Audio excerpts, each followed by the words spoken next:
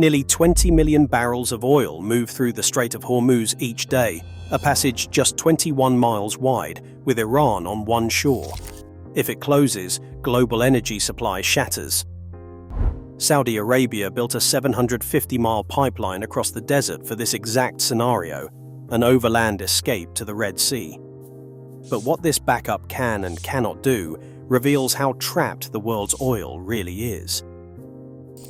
Every day, nearly 20 million barrels of oil squeeze through the Strait of Hormuz, a channel just 21 miles wide, with Iran's coastline looming on one side.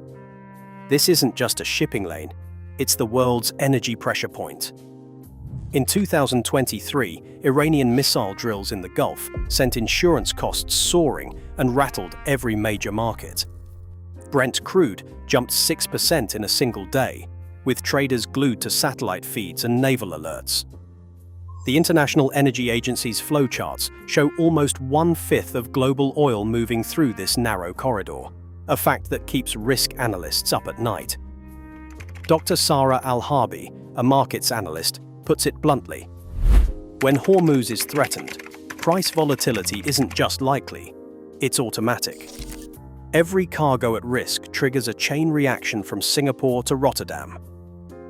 Saudi Arabia's biggest oil fields, Ghawar, Khurais, Safaniya, sit on the Gulf's edge, feeding giant processing hubs like Ab Qaik. But with so much production stacked on one vulnerable coastline, a single missile or blockade can freeze exports overnight. For a swing producer like Saudi Arabia, the ability to keep oil flowing shapes not just its own economy, but the balance of global supply. That's why the kingdom's planners have spent decades searching for a reliable backup, a way to move oil west across the desert and out to the Red Sea. Hormuz isn't just a trade route, it's a geopolitical trap. And when it's under threat, the world scrambles for alternatives. In 1985, as missile attacks in the Gulf raised the specter of a sudden export freeze, Crown Prince Fahd issued a direct order. Saudi Arabia would build a land-based pipeline from its eastern oil heartland to the Red Sea. The aim was simple: create a backup route that could keep oil flowing if the Strait of Hormuz became impassable. Construction began in early 1986, with teams racing against both the desert heat and the shifting tides of the Iran-Iraq War. The pipeline, stretching roughly 745 miles, would link the vast Ghawar and Khurais fields and the Ab Qaik processing center to the port of Yanbu. Government records from the period show the urgency. Every week, new reports of tanker attacks or insurance spikes arrived from the Gulf. In April 1988, as Operation Praying Mantis saw US warships battle Iranian forces, the first segments of the pipeline neared completion. Fahd called the project a form of national redundancy, a way to ensure that even if the Gulf route was lost, Saudi Arabia could still meet its commitments to world markets. The pipeline was not designed to replace the Strait of Hormuz, but to act as an emergency pressure valve, giving the kingdom, and by extension global markets, a vital margin of flexibility when the main artery was threatened. For a swing producer like Saudi Arabia, with so much production concentrated in the eastern province, this overland escape route was not just a technical feat. It was a geopolitical necessity, born from the realization that Hormuz is both a trade route and a trap. Saudi Arabia's oil story begins in the eastern province, where the world's largest oil field, Ghawar, stretches beneath the desert. More than 90% of the kingdom's crude comes from this side of the country.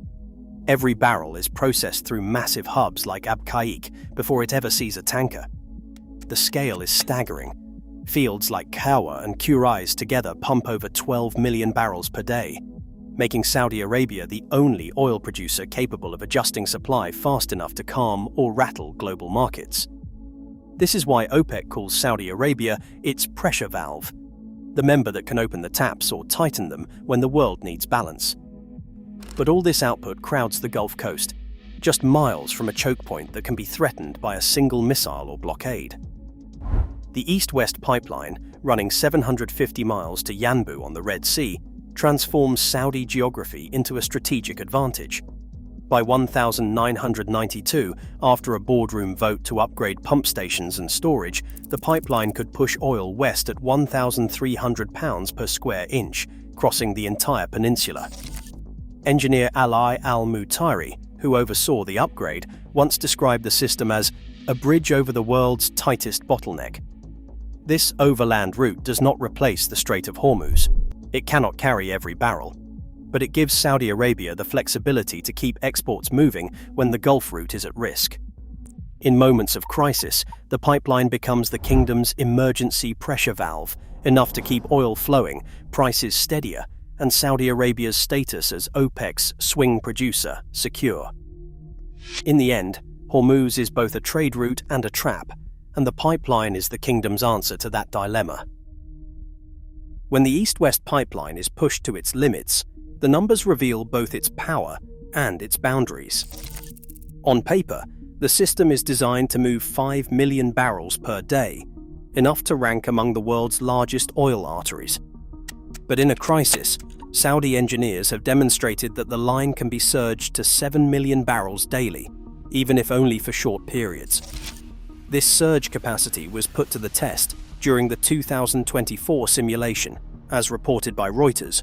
For several days, crude flowed west from Abqaiq and Khurais at the maximum rate, with every pump station running at full pressure. Echoing the words of engineer Ali Al-Mutairi, the pipeline became a bridge straining under the world's demand. The impact was immediate. With 7 million barrels diverted from the Gulf to the Red Sea, about 35% of the usual Hormuz flow found a new route. Market reaction followed just as quickly. Bloomberg's price trackers recorded Brent crude dipping by 4% on the day the surge was announced, a rare moment of relief in an otherwise tense market. Traders recalibrated risk models, but the ceiling was clear. Even at full stretch, the pipeline left nearly 2/3 of the Gulf's oil stranded. The pressure valve was wide open, but it couldn't replace the main artery. For global markets, the message was unmistakable. Saudi Arabia's overland route can blunt the shock, but it cannot erase the world's dependence on a single, vulnerable choke point. At the end of its 750-mile journey, the East-West pipeline empties into Yanbu, Saudi Arabia's industrial gateway on the Red Sea. Here, the scale of Saudi planning becomes clear. Yanbu's export terminal can handle up to 3 million barrels of crude per day, making it one of the largest oil ports on the western coast of the Arabian Peninsula. The port's deep water berths and vast storage tanks allow Saudi crude to be loaded onto tankers bound for Europe through the Suez Canal or for Asia by sailing south around Africa. This routing flexibility is built into the kingdom's crisis playbook. If the Gulf is closed, oil can still reach key markets without crossing the Strait of Hormuz. Yanbu is more than just a loading dock. The city's 2 main refineries can process around 1.5 million barrels per day, turning crude into fuels and petrochemicals for both domestic use and export. This downstream capacity not only supports Saudi industry, but also gives the kingdom options when crude exports face obstacles. When needed, refined products from Yanbu can be shipped out on separate vessels, adding another layer of resilience to Saudi supply chains. The combination of a high-capacity export terminal, major refineries, and direct access to global shipping routes means Yanbu stands as the critical handoff point, where Saudi oil leaves national control and enters the flow of world commerce. But as robust as this system is, it still faces its own set of vulnerabilities, from port congestion to the security risks of Red Sea shipping lanes. Pipelines may cross deserts and borders, but they cannot outrun risk. The East-West pipeline, for all its scale, remains a fixed line in a shifting landscape.